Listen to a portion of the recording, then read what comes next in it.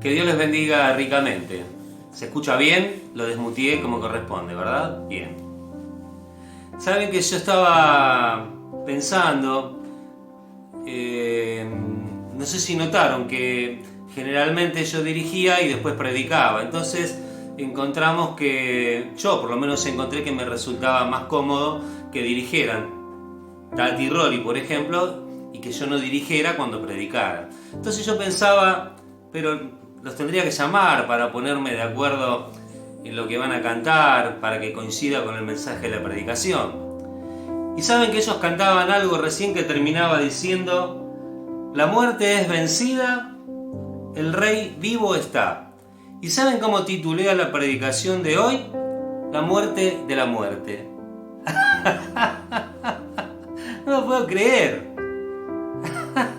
No te llamo más para nada, que salga de la mano de Dios nomás. ¡Qué bárbaro! No lo podía creer. La muerte es vencida. Me estaba dando vueltas en el corazón y en la cabeza cuál podría ser un tema apropiado para tratar hoy. Y seguramente habremos estado todos viendo por todos lados en esta semana un tema que tuvo que ver con la muerte, en particular por la muerte de una de las personas más famosas del mundo y todo lo que suscitó el entorno de este acontecimiento. Entonces me llamaba a la reflexión esto, y de pronto Dios me puso en el corazón la idea de hablar para el pueblo de Dios, para que tuviéramos también nosotros una visión, una vez más, de lo que es la muerte, de lo que estamos acostumbrados a leer en la palabra de Dios. Y en particular, de no tomarlo como algo, como un punto de quiebre de nada. Es simplemente un paso por el cual todo el mundo va a atravesar, y que, como lo hemos visto a lo largo de la historia, muchas han sido las personas que han pasado por este acontecimiento, más allá que muchas, todas concretamente, y el Señor tiene preparado para nosotros esta situación, pero de una manera diferente, porque Él venció la muerte está vencida. En Isaías 25 habla de que la muerte va a ser vencida, va a dar punto final a la muerte. En Apocalipsis dice lo mismo. Toda la Biblia nos enseña que en la resurrección de Cristo Él venció la muerte y que ahora a nosotros nada de esto nos toca.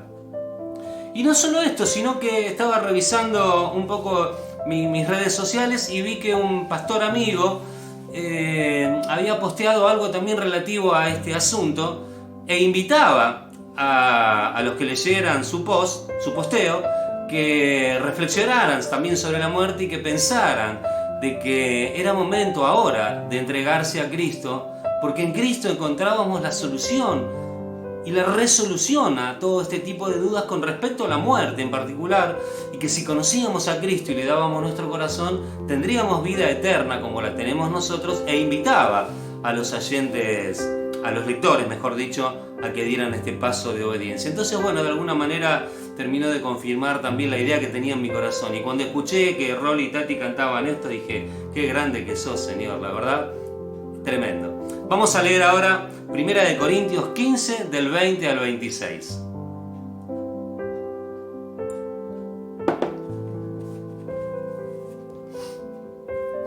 Lo cierto es que Cristo sí resucitó de los muertos, es el primer fruto de una gran cosecha, el primero de todos los que murieron.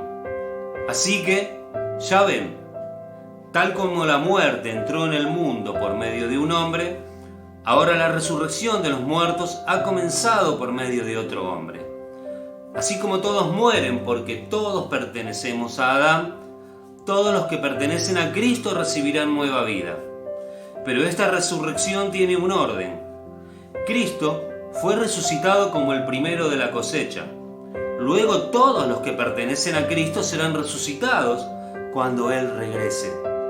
Después de eso, vendrá el fin, cuando Él le entregará el reino a Dios el Padre, luego de destruir a todo gobernante y poder y toda autoridad. Pues Cristo tiene que reinar hasta que humille a todos sus enemigos debajo de sus pies. Y el último enemigo que será destruido es la muerte. El último enemigo que será destruido es la muerte. Esta es un pasaje que los traje de la Nueva Traducción Viviente, en 1 Corintios 15, del 20 al 26. Díganme si no tenían miedo a morir antes de conocer al Señor. Yo cuando era niño recuerdo que me tapaba la cabeza porque tenía miedo a la noche, a la oscuridad, a la muerte misma. Pensaba en cuando murieran mis seres queridos, que me iba a sentir solo, y esa locura que a veces uno de pibe piensa. Y me acompañó después ese sentir en cuanto a lo tenebroso, a lo oscuro, a lo incógnito que tenía toda esta situación, porque no la tenía resuelta para mi vida. Y desde que murió el primer ser humano en la tierra, hasta que nos vayamos y cambie el orden, porque el Señor así lo disponga, van a seguir sucediendo este tipo de cuestiones. Nadie va a evitar la muerte. Ni siquiera aquellos que han resucitado vivieron para quedarse para siempre en la tierra. Enoc, bueno, por citar algún ejemplo, ¿no? Y el Señor mismo fue a preparar lugar para nosotros luego de unos cuantos días. Y es algo que es inevitable, que nos va a pasar, que le va a pasar a todo el mundo. Y es para todos. ¿Saben por qué? Porque la muerte entró con el pecado. Esto quizás no debería haber pasado, seguro no hubiera pasado. Yo no sé cuánto tiempo sucedió que el Señor bajaba todas las tardes a tener comunión con Adán y con Eva, hasta que ellos pecaron y lo desobedecieron y se rompió esa comunión. No sé cuánto tiempo pasó. La Biblia no lo dice. Nosotros lo leemos en un segundo porque son 2 renglones, pero vaya a saber la cantidad de tiempo que pasó. Y un día, porque el hombre pecó, entró también la muerte. En Romanos 5:12 dice: por tanto, como el pecado entró en el mundo por un hombre, y por el pecado la muerte, así la muerte pasó a todos los hombres, por cuanto todos pecaron. Hay personas que ni siquiera quieren hablar de la muerte. Hay personas que lo evitan, como si ello los hiciera acreedores a una eternidad, o a no tener que pasar por este acontecimiento. Yo hablaba de esta persona por la cual pedí oración, que se operó de próstata. Me daba risa de alguna manera, porque yo cuando llegué a la iglesia mis amigos se operaban de amígdalas, de adenoides. Hoy mis amigos se operan de próstata. Esas cosas de los cambios de edades. Tengo ese tipo de amigos.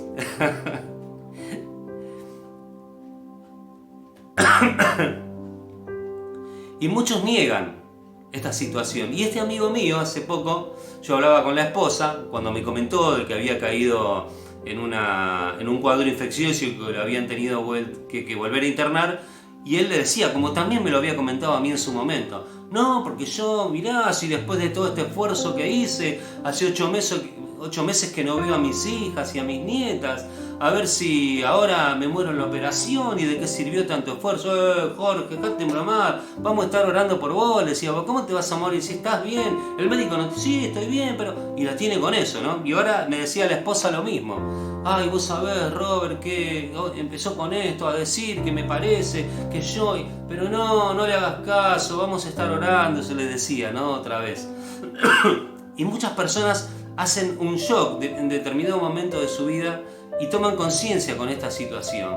Y quizás sea un método como para minimizar el impacto sobre sí mismo y que no los sorprenda, porque cuando los sorprende algo que creen que va a ser totalmente ingrato y desagradable y tortuoso, tratan de ir asimilándolo para que cuando les pase no les provoque tanto dolor, pareciera.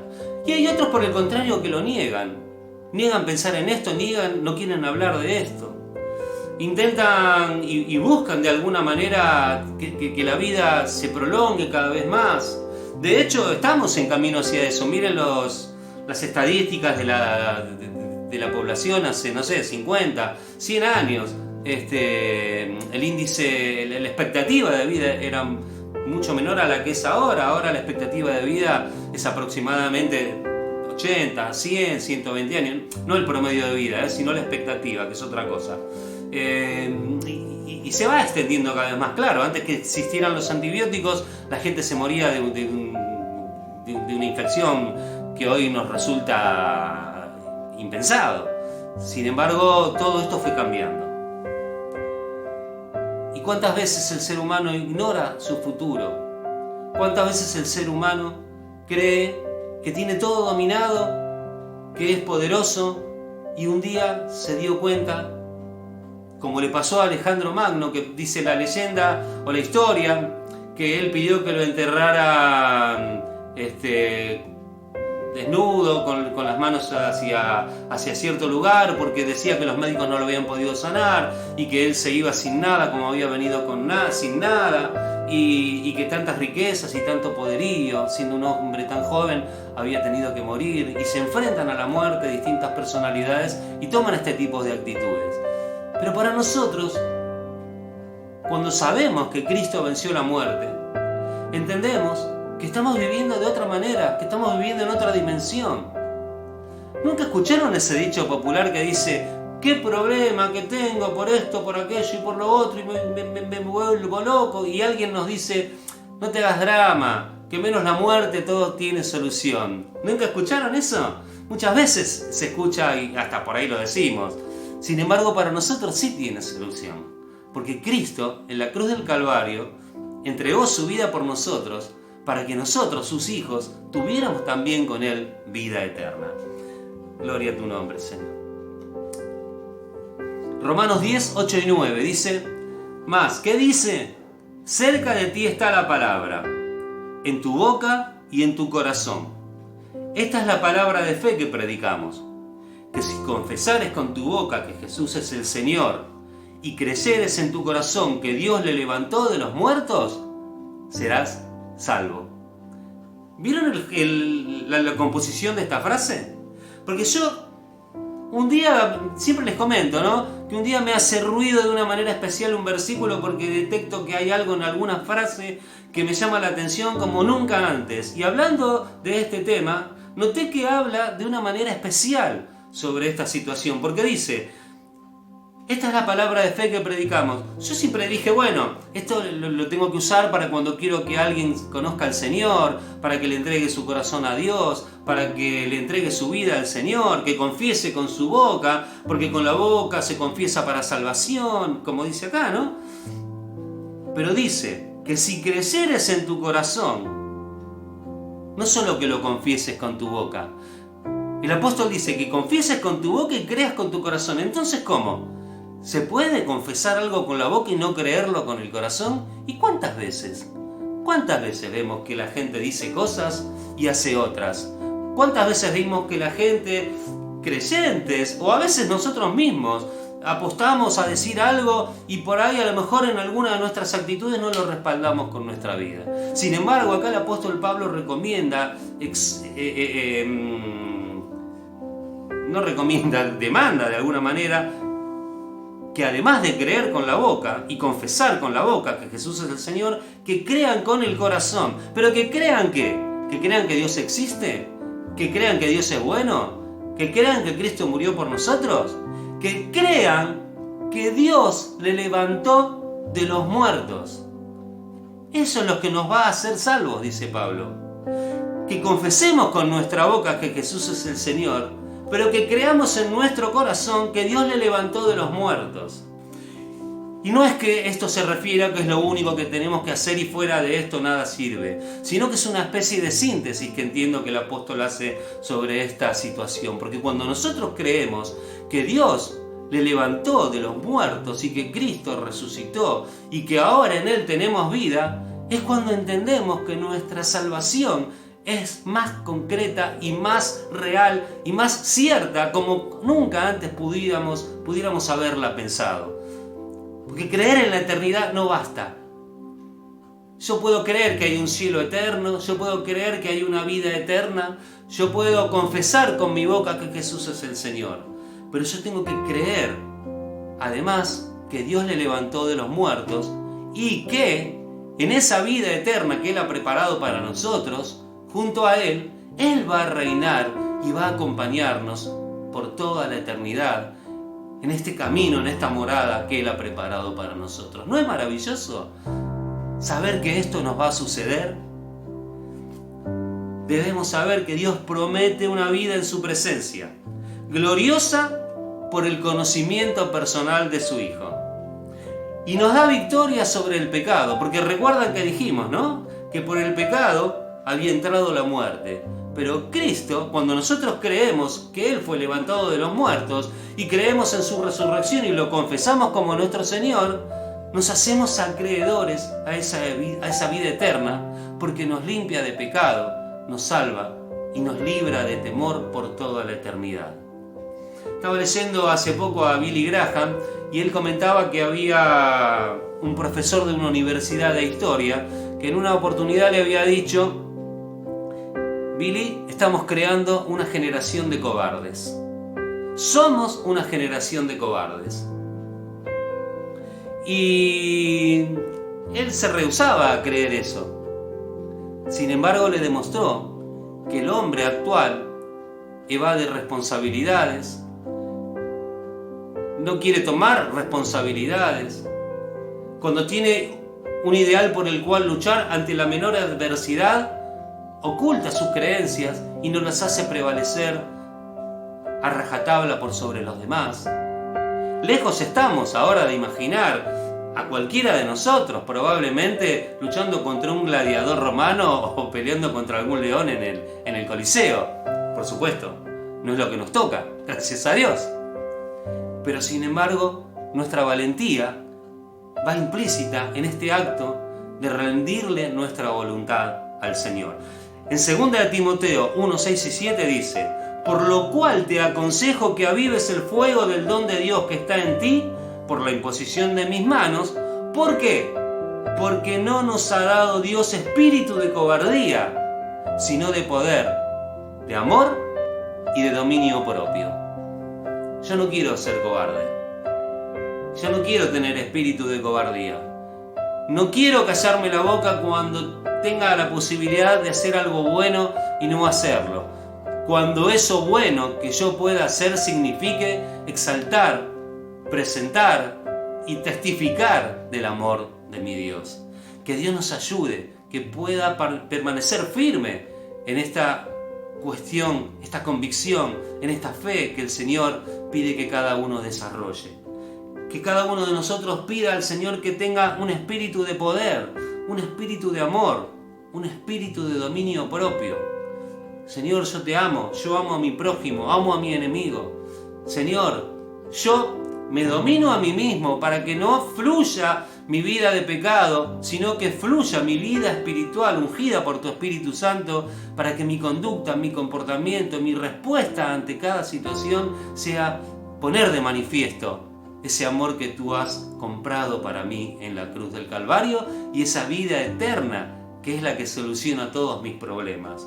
Porque si yo sé que tengo vida eterna, sé que he resucitado con Cristo, ¿qué puede venir a destruirme? ¿Qué puede venir a amargarme? ¿Qué puede venir a entristecerme? Nada, porque mi vida se va a limitar a unos pocos años aquí en la tierra, aunque fueran 100, aunque fueran 200, no es nada comparado con la eternidad que Él ha comprado para mí. Por eso, cuando vemos la muerte desde esta perspectiva, cuando la vemos desde la perspectiva del Hijo de Dios, que la venció porque al tercer día resucitó y fue a los cielos a preparar lugar para nosotros, que nada ni nadie haga que podamos estar tristes o angustiados por ninguna situación, más que por darle gracias a Dios y por exaltarlo y bendecirlo cada día. Gloria a tu nombre, Señor. Y por último quiero leer Romanos 5, que empieza diciendo, ¿se acuerdan? Justificados por la fe tenemos paz para con Dios, etc.